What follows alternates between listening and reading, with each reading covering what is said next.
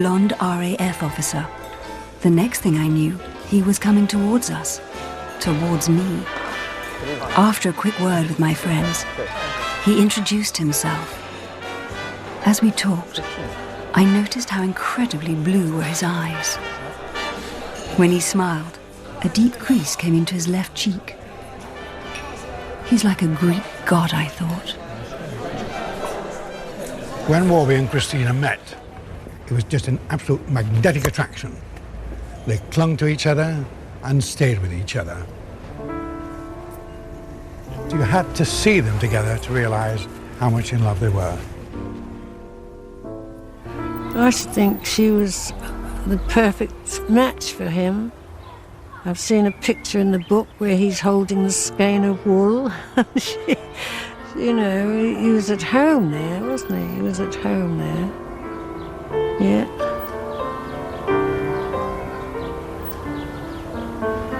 Well, good for her. Good for her. After Malta entered the war, Christina was stranded on the island.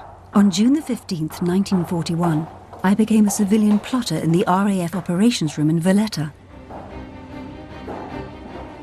As a plotter, I found that life was a round of shocks and thrills, and the biggest shocks were usually caused by Warby.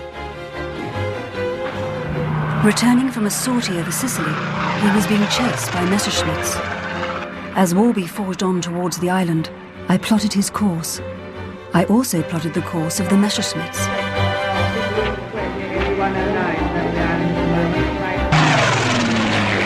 They were getting dangerously close. There was a hush in the ops room, all eyes focused on the table. My heart thumped.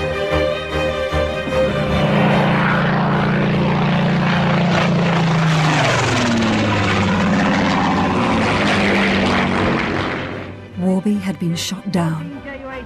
It was the end.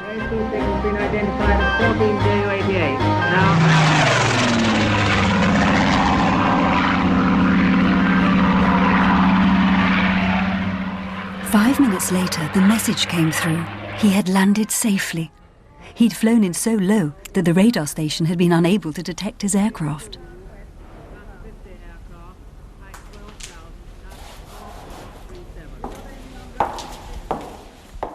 Flying from Malta was becoming increasingly dangerous.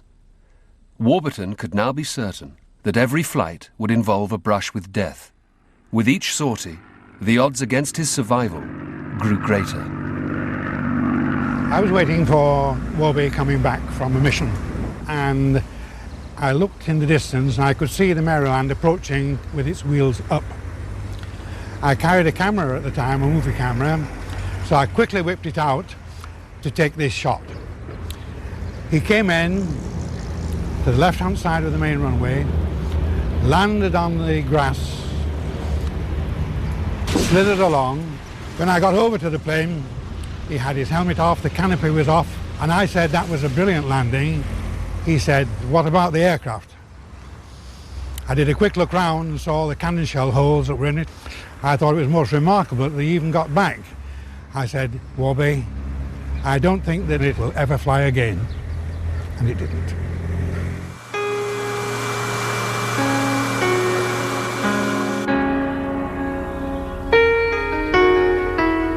The battle for Malta reached its height in early 1942.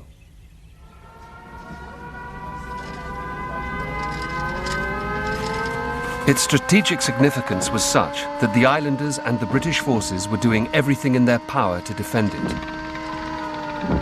The island was now under continual bombardment. In the spring of 1942, Malta became the most bombed place on Earth. People had to dig into caves, people had to take cover as best they could. Finally, in April 1942, something like 5,000 to 6,000 tons of bombs were falling on Malta. The people of Malta suffered tremendously in the siege. It was an extremely depressing time, an extremely miserable time.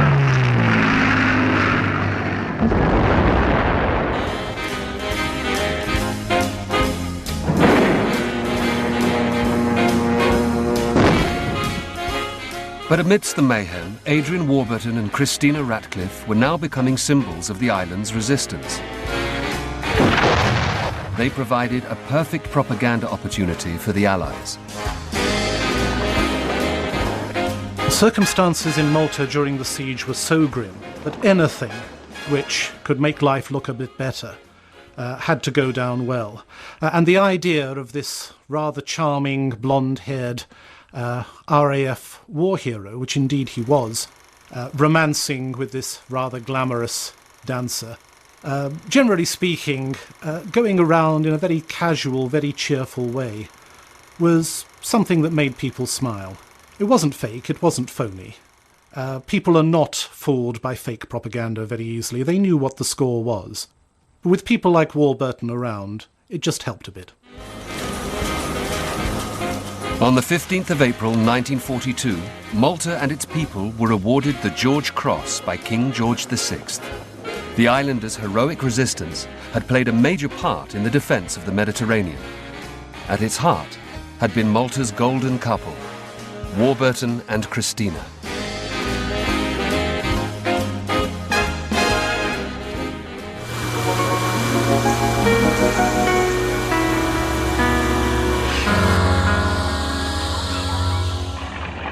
By early 1943, Warburton had formed a friendship that would determine his fate.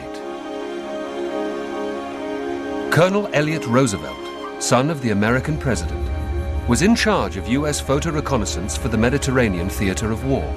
He visited Malta to check on a detachment of American reconnaissance pilots who were being trained by Warburton. They regarded him as a hero, and he fitted in naturally with the American way. The RAF Maverick and the formidable president's son instantly became good friends. He talked like American, he acted like American, and he appeared to me to be about 50% American. He suited Roosevelt, and Roosevelt suited him. And Roosevelt was also getting a #1 real live hero. His relationship with the Americans was sealed when he carried out another daring mission that would earn him one of the highest American military decorations. His job was to obtain detailed photographs of the heavily defended Mediterranean island of Pantelleria. They wanted to know the levels for use of their landing craft. And the cameras filmed not only the sand level rising, but you could see the water, then the beach rising, and then the dunes behind. And this gave a perfect picture for the Americans to be able to see the levels that they could go in at and the best spots for their landing craft. Warburton's photographs gave the Americans all the information they needed for the invasion. It was a mission that earned him the American DFC. It was the cementing of Warburton's relationship with the Americans that would eventually send him on his last mysterious mission. But before that came the parting of the ways for Warburton and Christina.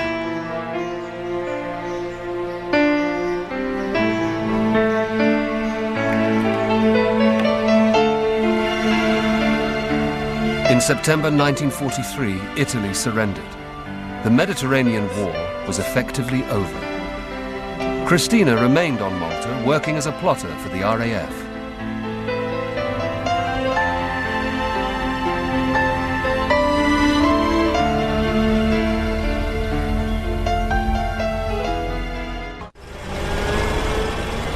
Once off Malta, things began to go badly wrong for Warburton. Just weeks into his new posting, he was seriously injured. Ironically, not in the air, but in a jeep crash. He spent the next 2 months in hospital, frustrated and isolated from the action. Meanwhile, his close friend, Colonel Elliot Roosevelt, had arrived at Mount Farm Air Base in Oxfordshire in preparation for the planned Allied advance into Europe. In the spring of 1944, Warburton was recovering from his injuries. He was out of hospital and desperate to get back to work. Elliot Roosevelt organized for Warburton to join him at Mount Farm. Officially on sick leave and grounded, He was made the RAF's liaison officer, effectively a desk job. The man in charge of day-to-day running of Mount Farm was Lieutenant Colonel George Lawson. He remembers Warburton's arrival. Roosevelt got me aside and he said Warby has 300 or 400 combat missions and several hundred combat hours. He had more experience than all the rest of us put together when he arrived at Mount Farm. Adrian Warburton was becoming desperate to get back into the air.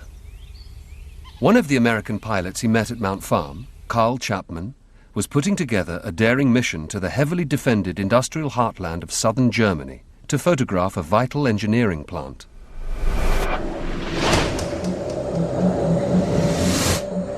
Chapman's plan was to take 2 aircraft. He would fly one. He wanted Warburton to pilot the other, even though it would be his first experience of reconnaissance over Germany. Warburton was used to reconnaissance flights in the Mediterranean and to being able to go back for a second or a third pass to get the photographs he wanted. The defences of industrial Germany, the Ruhr, Schweinfurt and Regensburg, were of an altogether different order of magnitude.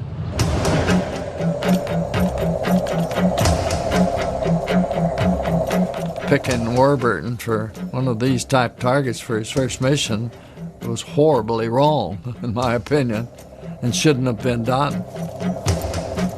George Lawson had concerns about Warburton's suitability to fly with the Americans.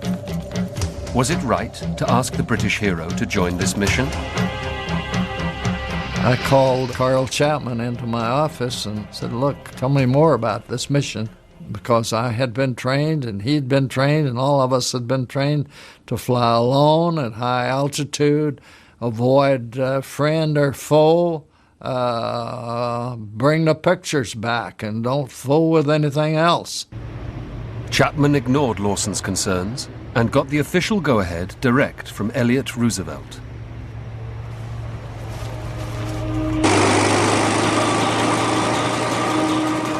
Early on the morning of April the 12th, 1944, Carl Chapman set off for Regensburg. Adrian Warburton headed for Schweinfurt.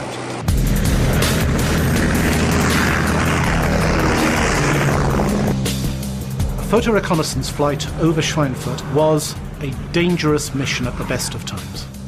You flew high to try and evade the German fighters on the way in, and over the target, the flak was much more intense.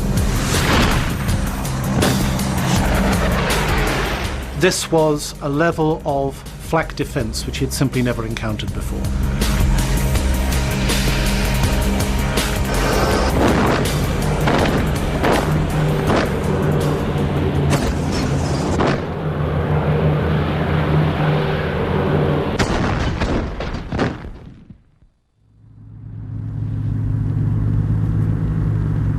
Eight hours after taking off, only one of the Lightnings returned.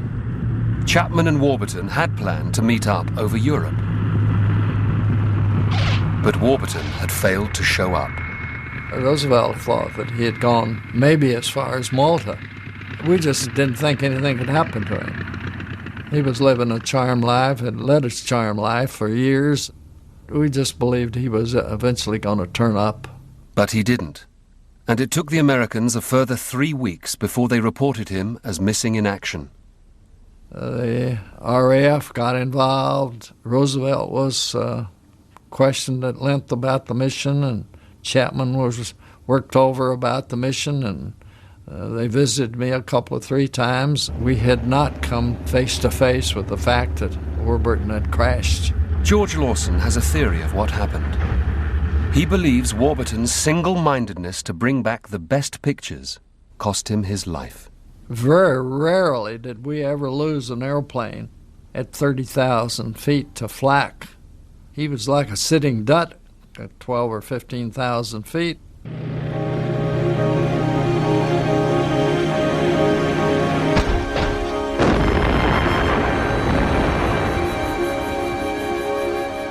But in 1944, nobody knew for sure what had happened to Warburton.